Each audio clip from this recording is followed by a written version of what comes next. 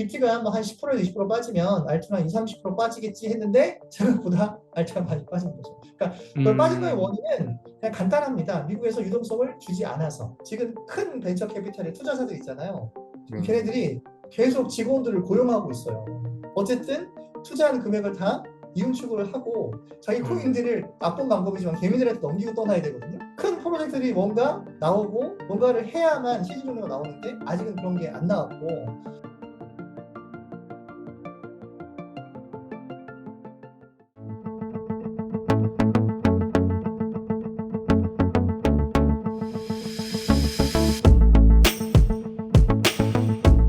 나는 비트코인으로 인생을 배웠다의 공동 저자이신 팽돌이님을 모시고 인터뷰를 나눠보도록 하겠습니다. 작가님, 안녕하세요. 네, 안녕하세요. 네, 작가님, 간단한 자기소개 부탁드리겠습니다. 네, 저는 나는 비트코인으로 인생을 배웠다를 출판하게 된 안필호라고 하고요. 지금 이제 음. 투자가와 제 원래 캐릭터인 치과에서의 삶을 같이 살고 있습니다. 네, 작가님, 비트코인 가격이 한 4개월 정도 동안 이제 6만 달러 선에서 조금씩 이렇게 오르락내리락 하다가 최근에 한 5만 8천까지 갔나요? 또 한화로 지금 8,600까지 하락을 했는데요. 왜 이렇게 좀 네네. 가격이 하락을 하는 걸까요? 가장 중요한 거는 그 미국의 유동성이라고 생각을 하거든요. 그러니까 음, 저희가 제일 주목할 부분 중에 하나가 뭐냐면 비트코인이나 이런 AI 같은 주식 같은 섹터 있잖아요. 이거는 음, 유동성이 제일 중요하다고 생각을 하는데 음, 처음부터 4, 5, 6월에는 별로 장세가 좋지 않겠다고 미리 얘기를 해줬거든요. 근데 우리가 그거를 이해를 못한 것뿐이에요. 그러니까 음, 4월, 5월, 6월에는 우리가 단기채 발행을 줄이고 장기채를 늘릴 거야. 그럼 시장이 뭐라고 했냐면 즉 우리는 유동성을 줄일 거라고 미리 얘기를 했거든요. 저도 투자를 오래 했지만 요번에 실수한 것 중에 하나가 뭐냐면 4월 초에 저 같은 경우는 이제 안 좋아질 걸 알았어요. 음, 그러니까 4월 초에 저는 어떻게 생각했냐면 그래 4월에는 세금 이슈도 있고 단기채 발행도 줄여서 유동성도 줄어들고 그러니까 이제 단기채라는 게 미국의 국채 중에서 1개월, 3개월분을 얘기하는 거거든요. 근데 그거를 네. 줄이면 그냥 간단하게 설명을 드리면 유동성이 줄어든다고 생각하시면 돼요. 유동성이 줄을 거라고 생각을 했기 때문에 반드시 조금 더 비중을 줄였어야 되는데 저는 어떻게 생각했냐면 아이 그래 4월 초부터 빨리 떨어지니까 한번 반등하면 빼야지 했는데 계속 빠진 거거든요. 그래서 저 같은 경우도 지금 음, 투자를 잘한 건 아니고 그리고 음, 제가 생각할 땐 BT가 뭐 한 10%에서 20% 빠지면 알트는 한 2, 30% 빠지겠지 했는데 생각보다 알트가 많이 빠진 거죠. 그러니까 그 빠진 거의 음, 원인은 그냥 간단합니다. 미국에서 유동성을 주지 않아서. 이렇게 음. 생각하시면 될 것 같아요. 큰 뭐 많은 뭐 이유가 있겠지만. 근데 뭐 여러 가지 얘기들이 있지만 사실 미국 같은 경우는 뭐 금리 인하 하반기에 한다 아니면 또 이제 금리 인하를 안 해도 뭔가 재정 정책으로 유동성을 풀 거다 이런 얘기가 있었는데 실제로는 그렇게 진행되지는 않고 있는 건가요? 유동성을 7월 달부터 주기로 했거든요. 그러니까 자네 델런이 어쨌든 우리 보스인 우리 음, 바이든 대통령을 도와주려면 7, 8, 9에 유동성을 줄 수밖에 없거든요. 그러니까 유동성을 공급해서 자산 시장이 좋아야만 바이든 대통령이 당선될 수가 있거든요. 그러니까 저번에도 음, 말씀드렸지만 대통령 선거 3개월 전에 그러니까 음, 우리가 보통 8월 달에 미국의 자산 시장이 좋아야만 네, 대통령 당선 확률이 83% 정도 되거든요. 그러니까 음, 반드시 8월 달 근처, 그러니까 선거 한 3개월 전에는 반드시 주식도 좋아야 되고 비트코인도 좋아야 음, 되고 자산 시장이 모두 다 좋아야 되거든요. 그래서 뭐라고 했냐면 자네 네, 델런이 제가 자네 델런이라는 입장에서도 음, 오히려 4, 5, 6에 좀 장세가 안 좋다가 7, 8, 9에 쭉 네, 좋아지면 마음이 좀 편해지잖아요. 그리고 그쵸. 오히려 그리고 이제 지지율이 높아질 수 있거든요. 그래서 저도 네네, 그렇게 했을 것 같아요. 오히려. 그래서 7, 음, 8주에는 우리 핫썸머라고 하는데 아무래도 음, 좋아지지 않을까.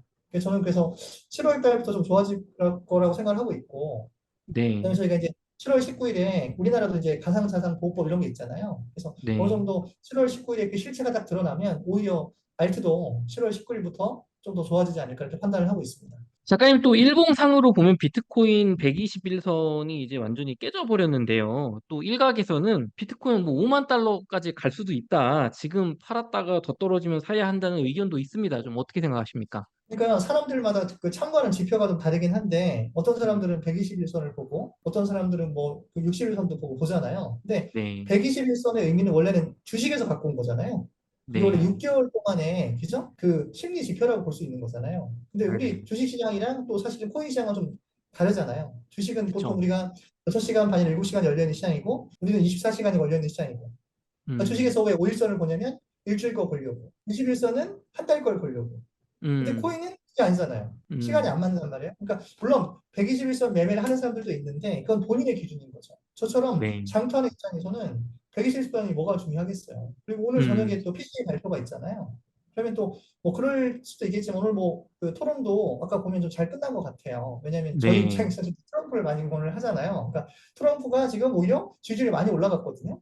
코인니스 뉴스를 보니까 미국 대선 토론회 이후에 지금 바이든하고 트럼프하고 트럼프 지지율이 67%, 바이든 한 음, 22% 나왔더라고요. 그러니까 오히려 암호화폐에서는 트럼프가 되는 게 좀 좋다고 얘기를 하고 있잖아요. 왜냐하면 트럼프가 저는 암호화폐 대통령입니다 이렇게 얘기를 했잖아요. 그러니까 저희 입장에서는 지금 토론회도 잘 끝났고 오늘 PC 지표가 음, 잘 나온다고 하면은 오늘도 오히려 6만 3천을 뚫을 수도 있는 거잖아요. 음, 차트 보는 사람들이 얘기하는 게 6만 3천 얼마를 좀 넘어가면은 좀 안정적이에요. 6만 5천 4백을 넘어가면 아주 뭐 이번에는 좋은 결과가 있을 거 이렇게 얘기를 한 것처럼 차트적인 입장에서는 그렇게 되겠지만 우리처럼 이제 장투하는 사람 입장에서는 하나의 그 참고 지표일 뿐, 뭐 음, 200일선이 깨졌다고 팔아야 되는 것도 아니고 21년도도 차트를 보잖아요. 네, 200일선이 깨졌는데 다시 올라가거든요. 그러니까 이제 그런 네. 것들이 있으니까 절대적인 기준은 아니라고 생각합니다. 작가님 또 일각에서는 비트코인 상승장 자체가 끝났다. 지금 뭐 어떤 상승장 속의 조정이 아니고 이제 뭐 비트코인은 끝났다. 뭐 이런 의견도 있습니다. 지금 뭐 상승장 속의 조정이 맞을까요? 좀 맞다면 좀 어떤 근거가 좀 있을까요? 그러니까 저희가 이제 지표들을 많이 보잖아요. 그러면 일단 아까 말씀드렸지만 유동성이라는 측정에서 보면 7월 음, 달부터 유동성을 줄 거예요. 그리고 네, 지금 선거가 11월 달이잖아요. 그러니까 네, 우리가 지금 보면은 우리 지금 ETF가 되면서 지금 비트코인 시장도 사실은 미국 주식 시장과 많이 따라가잖아요. 그쵸. 요번에 우리가 비트코인 내린 첫 번째 이유 중에 하나가 유동성이 줄어든 것도 있고 음, 엔비디아나 미국 주식이 잘 가니까 쉽게 얘기해서 우리 비트코인 시장에 있는 돈이 그쪽으로 옮겨간 것도 있거든요. 음, 왜냐면 우리가 생각할 수 있는 게 ETF 자금 중에 85%가 개인이고요. 10%가 헤지펀드, 5%가 기관이거든요. 85%의 개인은 언제든지 팔고 새로운 걸 살 수가 있잖아요. 그쵸. 이번에 많이 옮겨갔는데 만약에 나스닥이 쭉 가다가 어느 정도 멈추면 낙수 효과에 의해서 어쨌든 비트코인이 더 갈 수 있는 거고. 그다음에 음, 저희가 보는 지표 중에서 뭐가 있냐면은 RVI라고 해서 뭐 과매도 지표 이런 게 있거든요. 근데 올해 5번의 과매도 구간이 있었는데 그 기간에 다 올랐고요. 요번에 6번째 음, 과매도가 떴어요. 그럼 좀 더 올라갈 확률이 높은 거고.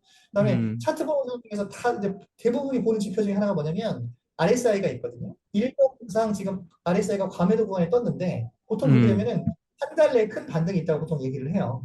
그러니까 그런 어, 지표들도 보면 또 그런 경우도 있고, 그다음에 MVRV 그 온체인 데이터라고 해서 현재 네, 가격이 고평가 구간인지 저평가 구간인지 보는 그 지표가 있는데 현재 아주 고평가 구간은 아니거든요. 그리고 음, 저희가 가장 더 중요하게 생각하는 게 뭐냐면 큰 사이클이잖아요.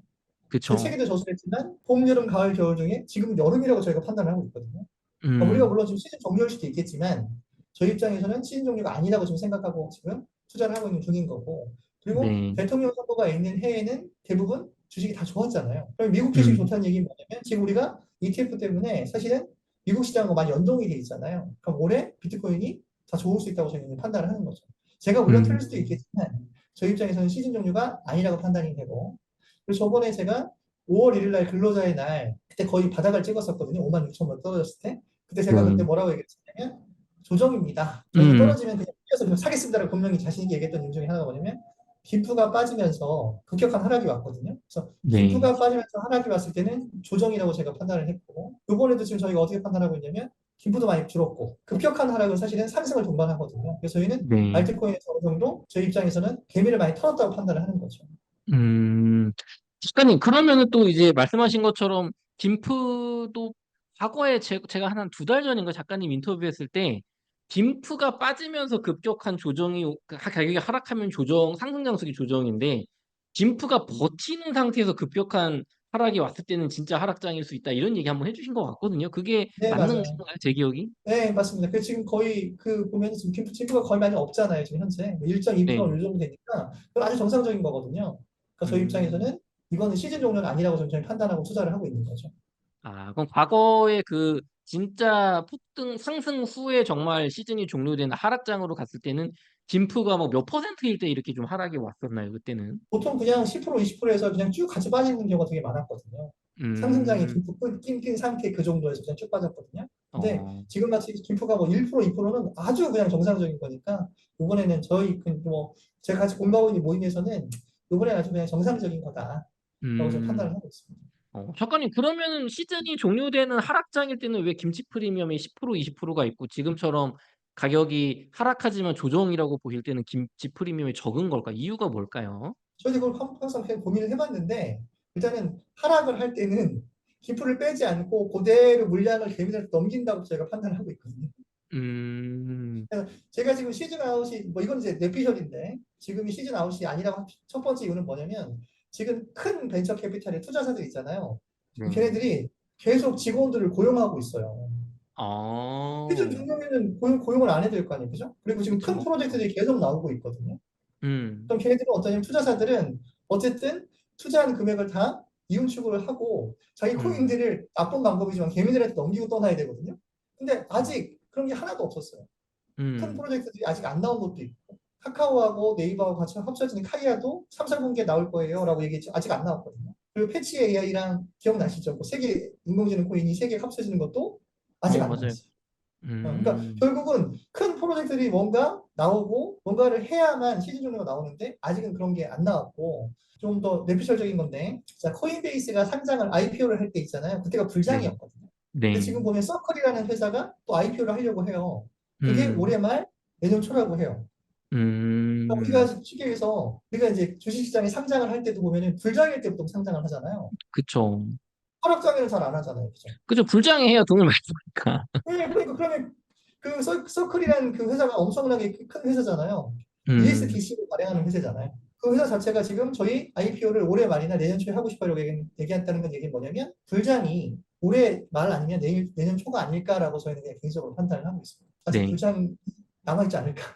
음, 그렇군요. 그럼 또 말씀 들어보니까 그렇게 진짜 사람들이 광기에 좀 이렇게 광기가 있을 만큼 정말 이렇게 뜨거운 불장이 와야 김치 프리미엄도 이제 끼고 가격도 많이 올랐을 때 그때 하락을 하면 사람들이 쉽게 팔지를 못하는 것 같아요. 더 그 내가 비싼 가격에 샀으니까.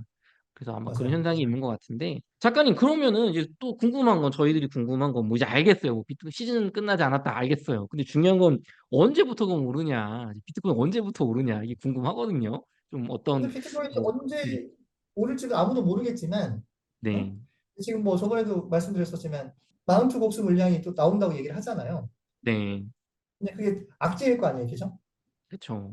근데 마운트 곡수 물량의 반 정도를 받을 사람들이, 그죠? 미리 뭐 쉽게 해서 뭐 이런 헤지 펀드나 이런 데좀 그러니까 돈을 미리 받고 뭐 그걸 음, 좀 어려운 말로 딱이라고 하나요? 바꿨다고 얘기를 하잖아요. 미리 돈을 음, 받고. 그러니까 채권자들의 반 정도는 벌써 돈을 받아갔고 반 네, 정도만 남았다고 하는데 근데 그 사람들이 이제 수익 실현을 하면서 배트를 던져야만 하락장이 오는 거잖아요.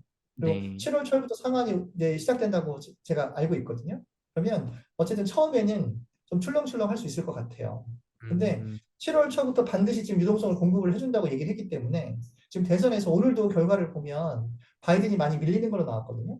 어느 음, 정도냐면 미국 민주당 내에서는 바이든을 교체해야 된다는 생각까지 지금 하고 있다고 얘기를 해요. 아, 네, 왜냐면 계속 너무 밀리니까. 네, 그러면 어쨌든 바이든을 당선시키기 위해서 가장 있는 좋은 방법은 여론이잖아요. 경기가 그쵸. 좋고 주의적 상황들이 좋아야 되니까 제가 볼 때 유동성 공급을 하게 되면 저희는 음, 8월 달부터 많이 좋아질 거라고 생각을 하고 있어요.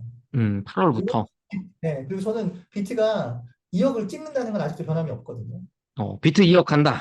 네, 왜냐면 아직 이제 요번이 거의 한 쌍바닥 정도 찍었다고 저희가 판단을 하고 있고, 네.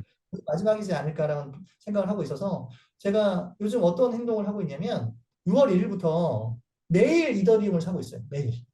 웬일이요? 네. 제가 책에서 보면은 제가 이더리움 별로 안 좋아하는 거 아시죠? 왜냐면 제가 이제 네, 물려가지고 그것 때문에 트라우마가 있어서 사실은 이더리움을 안 좋아하지만 저번 방송에서 말씀드렸었지만 이더리움을 제가 적극적으로 사라고 했잖아요. ETF 되기 네, 전부터. 그러니까 이더리움을 지금 샀던 사람들은 아직 수익이거든요. 이 하락장에도.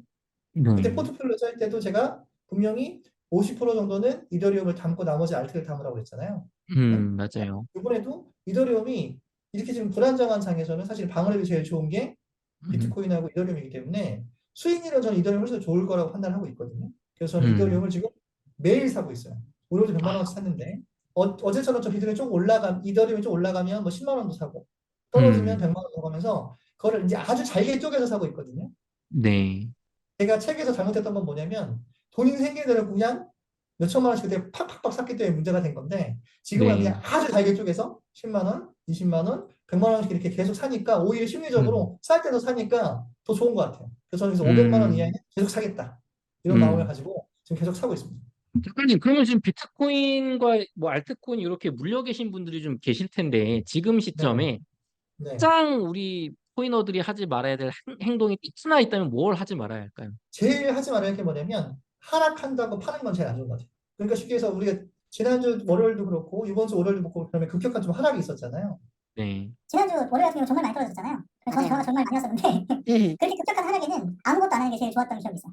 그러니까 급격한 하락에는 대응하지 말고 오히려 급격한 하락일 때 내가 시기에서 좀 시대가 좀 여유가 있다면 파란불에 조금은 사는 거. 그래서 제가 말씀드렸지만 6월달에 장이 안 좋으니까 제가 10만 원대 20만 원대 계속 이더리움을 산다고 했잖아요. 네. 코인이 그렇게 많은데 왜 이더리움을 사냐면 아까 말씀드렸지만 방어력이 좋기 때문에 이더리움을 사는 거거든요. 뭐 운동도 있고 여러 가지가 있겠지만 그래서 제가 제일 믿고 있는 거는 비트하고 이더니까 조금씩 사는 습관. 그러니까 파란불에 좀 사고 빨간불에 나중에 팔 거니까. 그래서 긍정적인 얘기를 해주면 알트는 3개월에 끝나요. 알트장은. 그래서 사실 지금 이 가격은 의미가 없는 거예요. 의미 없다. 왜냐면 온도 파이낸스 같은 경우는 제가 지금 만약에 현장이 1,600원인데 뭐 이렇게 네. 뭐 판단이 되면 16,000원인가? 그 정도 된다고 안 봐가지고 보면은 제가 이거를 10,000원에 팔 거다. 만 원에 팔 거다라고 판단을 했으면 제가 중간에 1,400원이나 1,000원이나 900원이나 의미가 없잖아요. 그쵸. 왜 나는 만 원에 팔 거니까. 왜냐면 나는 시총이 10조까지 갈 거라고 판단하고 있으니까 기다리는 네. 거잖아요. 그리고 음, 저는 그때까지는 의미가 없으니까 마음이 위안이겠죠.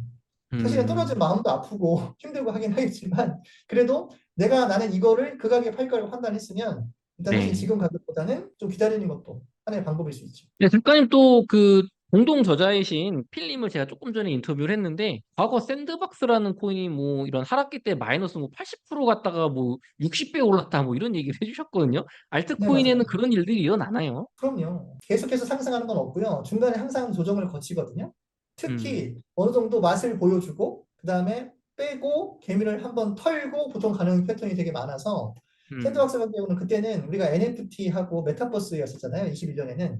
그럼 올해는 네, 뭘까요? AI랑 RWA가 좀 주로 가는 거잖아요. 그러니까 음, 저희는 AI랑 RWA 코인을 꼭 그 포트에 담으면서 음, 떨어지더라도 오히려 정말 내가 이 코인을 믿는다면 조금씩 사는 것도 괜찮지 않을까. 대신 포트 음, 구성이 항상 이더리움은 50% 아니면 BT가 50%가 있은 다음에 나머지 네, 알트에서 우량 알트를 담으면 제 생각에는 엔비디아가 이렇게 많이 가는데 AI가 안 음, 갈 수는 없을 거라고 판단이 하거든요.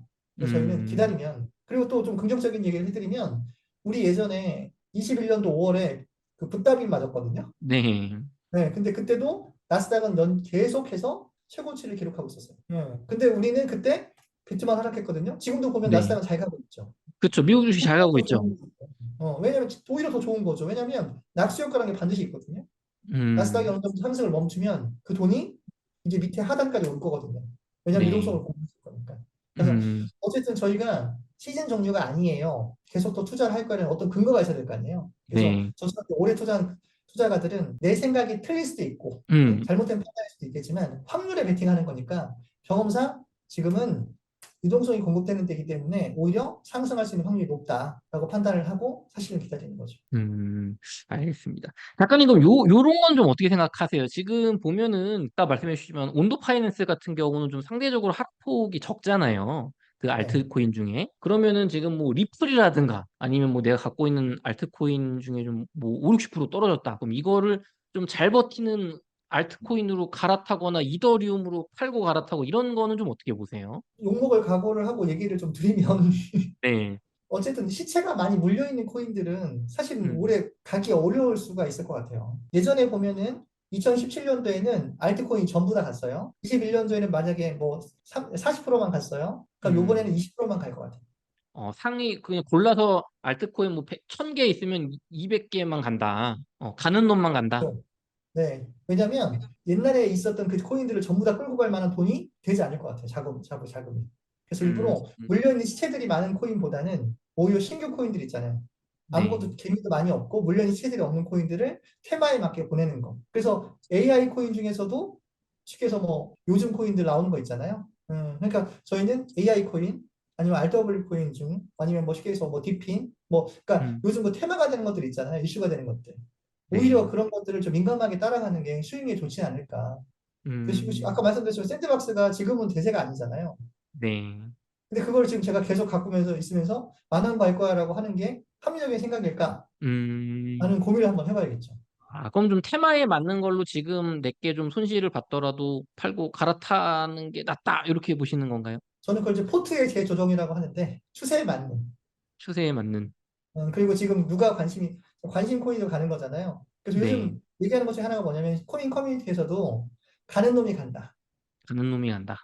그리고 센 놈이 간다. 센 놈이 간다. 뭐냐면 우리가 쉽게 해서 코인이 하락을 했는데 반등이 센 애들이 있거든요. 사람들이 관심 많다는 거잖아요. 온도는 거의 네. 안 떨어지잖아요. 이유가 왜냐면 온도는 그거잖아요. 모두가 관심이 있고 블랙락에서 투자한 코인들에 RWA 메타가 묻어 있대. 뭐 이런 것들 때문에 안 네. 떨어지는 거잖아요. 그리고 떨어지면 네. 살려서이 많잖아요. 오히려 그런 게 나중에 더 많이 가지 않을까요? 음, 알겠습니다. 뭐 어떤 매수 추천은 아닙니다, 시청자 여러분, 이거는. 아니 그런 거 왜 추천하죠? 네. 공부를 한번 해보시고, 그 정말 좀 너무 가능성이 없는 그 테마가 아닌 코인들을 한번 잘 생각해 보시라는 얘기지, 이게 뭐 팔고 갈아타라 이런 직접적인 얘기는 아닙니다.